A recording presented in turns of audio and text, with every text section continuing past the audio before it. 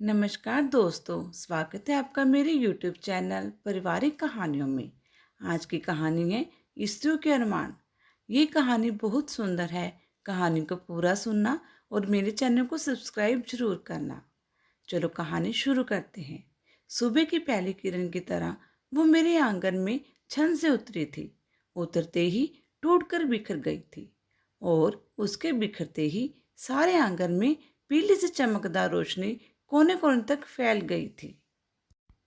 खिलखिलाकर जब वो सिमटती तो रोशनी का एक घना बिंदु आंगन के बीचों बीच लरजने लगता और उसकी बेबाक हंसी से आंगन के जूही के फूल खुलकर अपनी खुशबू बिखेरने लगते। उसका नाम था प्रीत।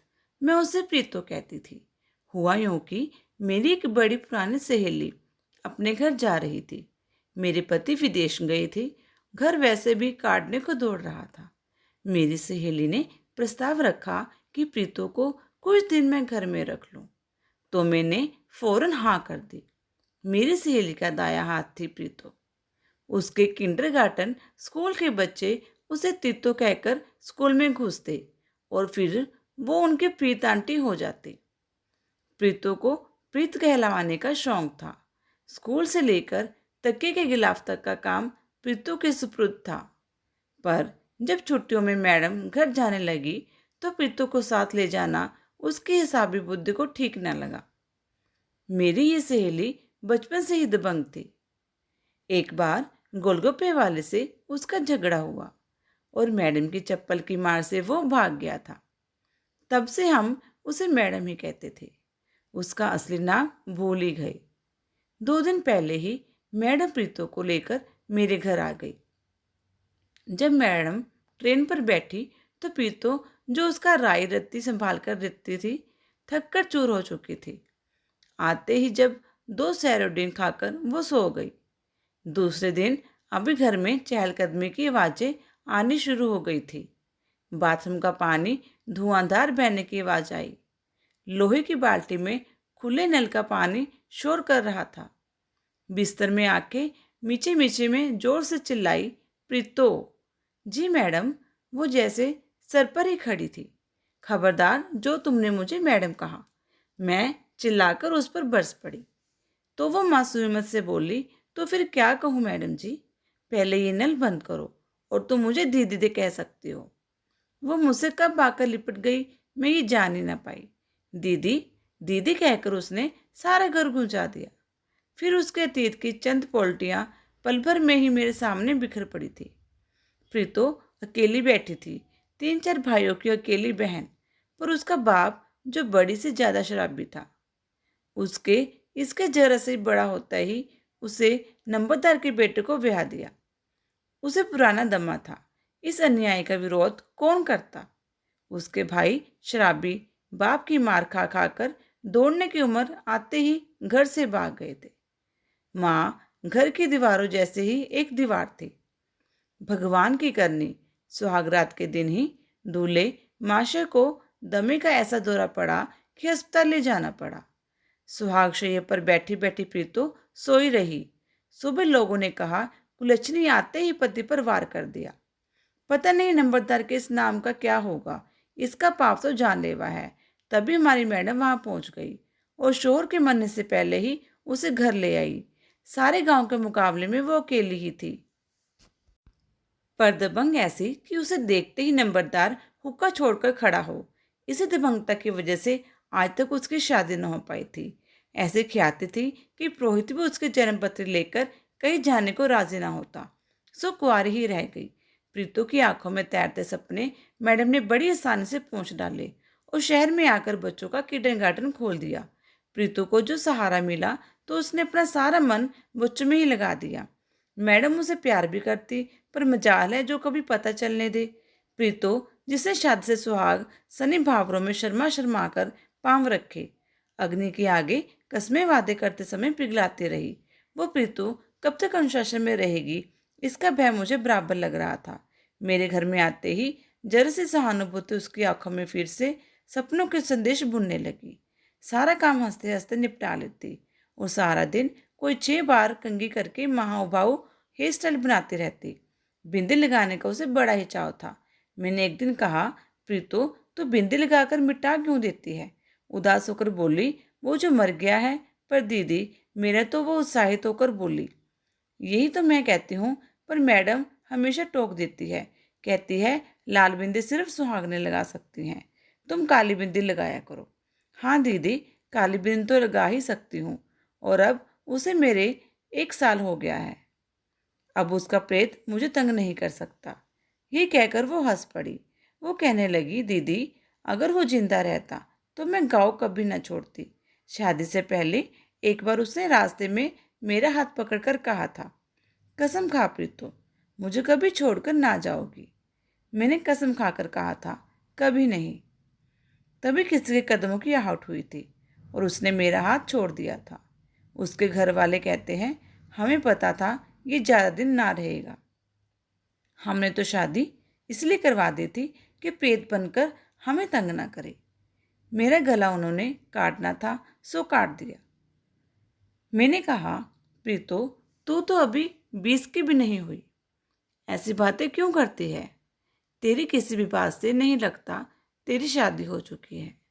ये जोग जो तुमने मैडम की संगति में लिया है, जानबूझकर इसे छोड़ना ही होगा। दीदी, पति को लेकर जो सपने में बुना करती थी, उनका राजकुमार ये तो ना था। वो सपने बड़ी बेरहमी के साथ मेरी आंखों में से पोंछ दिए गए हैं।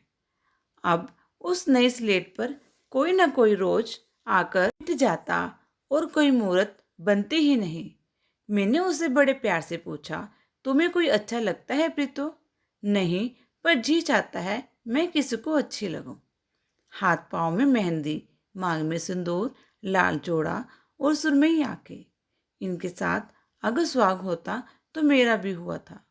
पर सुहाग तो पति के साथ होता है, और वो तो मैंने देखा नहीं।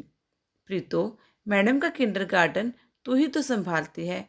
अगर तुझे कोई अच्छा लगे तो क्या सब छोड़ जाएगी? पता नहीं दीदी, पर मैडम क्या ये बात कभी नहीं सह पाएगी? यही तो बात है, मैडम का मुझ पर पूरा भरोसा है। इसीलिए मुझे डर लगता है कि कहीं कोई अच्छा ना लगे। मैडम तो मैडम, बच्चों के माँ बाप भी मुझे बहुत भरोसा करते हैं। मैडम को तो सबके नाम ही नहीं आते। और फिर अगर एक दिन अपने हाथ से बनाकर ना खिलाऊं तो मैडम खाते ही नहीं। 2 महीने कब निकल गए पता ही न चला। बस एक दिन मैडम आई और प्रीतो को लेकर चली गई। जातिपा प्रीतो ने चोरी से मुझसे कहा था, दीदी, मुझे भूल ना जाना। मैं तो ना आ पाऊंगी, पर आप आना। मुझे बुलाओगी ना दीदी? मैंने उसे हौसला दिया। फिर गृहस्थी के ताने बाने को सुलझाती मैं प्रीतो की उलझनों को भूल सी गई। एक दिन भरी दोपहर में मैडम आ धमकी। उसने मुझे, यहाँ प्रीतो आई है। मैं जड़वत खड़ी रही, कुछ उत्तर ना सोचा। जहान, जहान, लड़की आखिर कहाँ गई? मुझे चुप देखकर मैडम बोली, उसे आग लगी है, ये तो मैं जान गई थी। बस गलती एक ही हुई कि उसे मैं सब्जी लेने अकेली भेजती रही। छुपाकर बिंदी ले जाती थी, उस मरघट के पास जाकर लगाती थी। क्या आग है बिंदी लगाने की? जब भी कलमुही आती, देर लगा कर आती। फिर सब्जी काटते वक्त या चपाती सेकते वक्त शर्माकर मुस्कुराती थी पट्टी।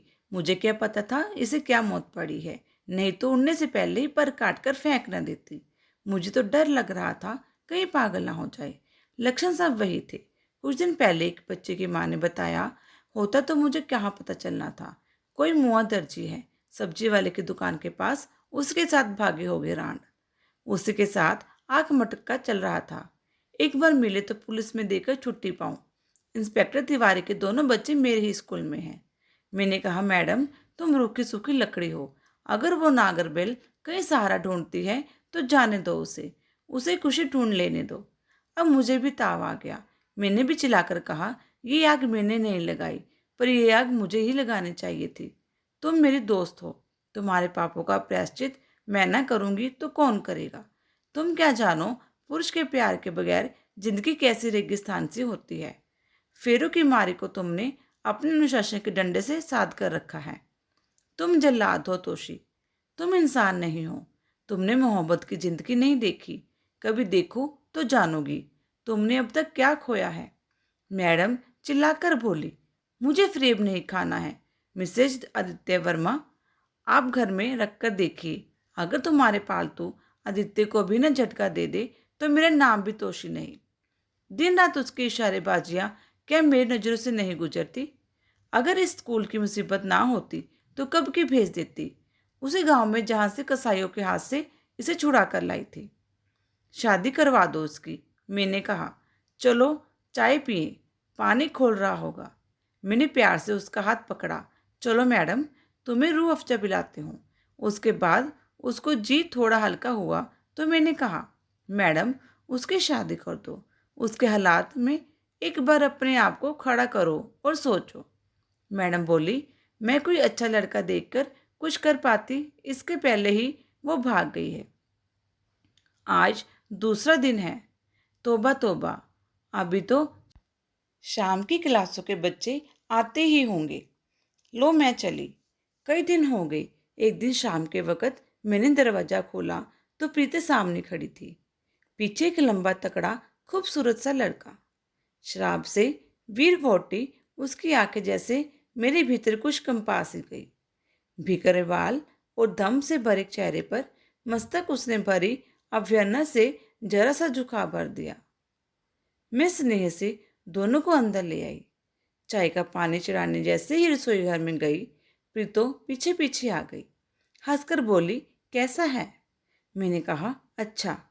वो हंसी, फिर बोली, शराब तो रात को पीता है, आंखें हमेशा लाल रहती हैं। मैंने कहा, मैडम को मिली? प्रीतो ने नीची नजर करके कहा, गई थी, उसने निकाल दिया। प्रकाश, यही आदमी बड़ा गुस्सा हुआ। थोड़ा ठहर कर बोली, दीदी मुझे पुरानी धोतियाँ देना। ये एक ही धोती है, मैडम की थी। मैंने उसे धोतियों के साथ शगुन के रुपए भी दिए और प्यार से कहा, प्रीतो मैं हूँ, कभी 19-20 हो तो याद रखना। प्रीतो मेरे सीने से लगकर रो पड़ी। मुझे मालूम था वो गलती कर चुकी है। ये आदमी पति जैसा तो नहीं लग रहा। फिर कुछ दिन बाद मैडम का फ़ोन आया और कहा, क्या दोस्ती निभा रही हो मिसेज आदित्य वर्मा? कल तुम्हारी वही साड़ी पहने प्रीतो मिली थी जो हमने साथ साथ कॉलेज के मेले से खरीदी थी। देखना कहीं साड़ी से कभी आदित्य को बुलावा ना हो। आदित्य, मैं चौंकी। ये मैडम कितनी संगदिल है। उसके दूसरे ही दिन प्रीतो फिर आई, पर अकेली। रसोई घर में आकर बोली, मुझे बैंगन की पकौड़ियाँ बना दोगी? मैंने उसे भरपूर नज़र से देखा। वो शर्माई और कहने लगी, अभी तो 3-4 महीने हैं, आज वो नासिक गया है तभी आ सकी हूँ। मुझे कुछ पैसे भी दोगी ना? वो तो खाली राशन लाकर रख देता है, एक भी पैसा हाथ में नहीं देता। बाहर से ताला लगाकर दुकान पर जाता है। फिर अचानक खुश होकर बोली, वहाँ एक खिड़की है जिसमें से कूदकर मैं कभी कभी निकल जाती हूँ। पर एक दिन पड़ोसी ने उसे बता दिया था। उस रात उसने मुझे बहुत मारा। मैंने उसकी और देखे बिना पूछा, कोई शादी के कागज़ हैं तुम्हारे पास? बोली, नहीं, शादी तो मंदिर में हुई थी। पैसे लेकर प्रीतो चली गई। 3-4 वर्ष उसका कोई पता ना चला। एक दिन मैडम ही कहीं से खबर लाई थी कि उसका पति उसे बहुत मारता है। एक दिन देवर ने छुड़ाने की कोशिश की थी तो उसे भी मारा और प्रीतो को घर से निकाल दिया। वो तो पड़ोसियों ने बीच बचाव करके फिर मेल करा दिया। मैं थोड़ी दुखी हुई। फिर सोचा, बच्चे हैं, बच्चों के सहारे औरतें रावण के साथ भी रह लेती हैं। इसी तरह एक शाम आई, साथ लाई कुछ मेहमान। आदित्य बाजार से कुछ सामान लाने गए थे। तभी दरवाजे की घंटी बजी। दरवाज़ा खोला तो एक अजनबी औरत अपने फूल से 2 बच्चों को थामे खड़ी थी। मैंने कहा, प्रीतो, वो बच्चों की उंगलियां छुड़ाकर यूं लिपटी जैसे इसी भरी दुनिया में उसे पहचानने वाली सिर्फ मैं अकेली थी। मैंने उसे छुड़ाते हुए कहा, प्रीतो, घर में मेहमान हैं, आओ अंदर चलो।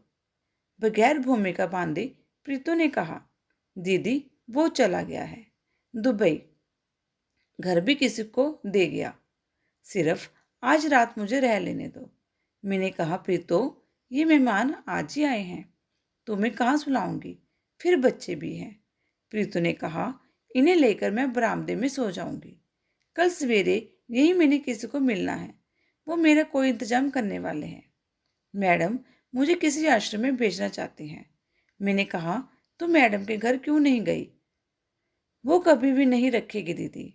और फिर मैं आश्रम नहीं जाना चाहती। पर क्यों? अगर कभी इनका बाप आया तो मेरी आंखों के आगे आदित्य का चेहरा घूम गया। मैडम की कही हुई बात भी याद आई। एक रात उनकी मर्जी के बगैर भी रख सकती थी, पर प्रीतो को ये पूछने का साहस उस समय ना था कि कल कहाँ जाऊंगी। मैंने अपने अंदर के इंसान का गला दबाया और कहा, नहीं प्रीतो, यहाँ रहना मुमकिन नहीं है।